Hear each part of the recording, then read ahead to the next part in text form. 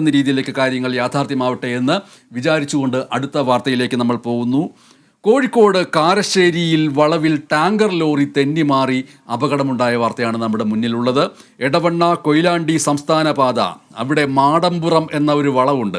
ആ വളവിലാണ് tanker lorry തെന്നിമാറിയത്. എതിരെ ഒരു KSRTC ബസ് വരുന്നുണ്ടായിരുന്നു. ഭാഗ്യം കൊണ്ട് വൻ ദുരന്തം ഒഴിവാകുകയായിരുന്നു, അല്ലെങ്കിൽ അതുമായിട്ടും കൂട്ടി ഇടിക്കുമായിരുന്നു.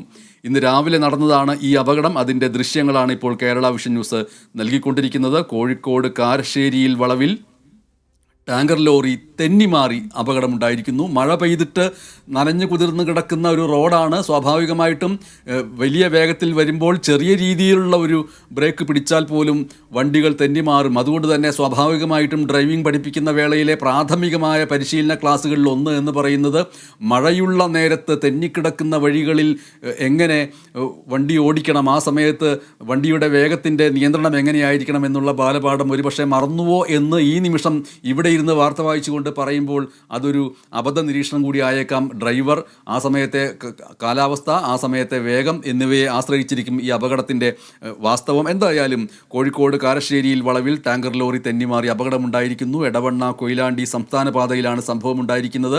അവിടുത്തെ മാടമ്പുറം വളവിലാണ് ടാങ്കർ ലോറി തെന്നിമാറിയിരിക്കുന്നത്.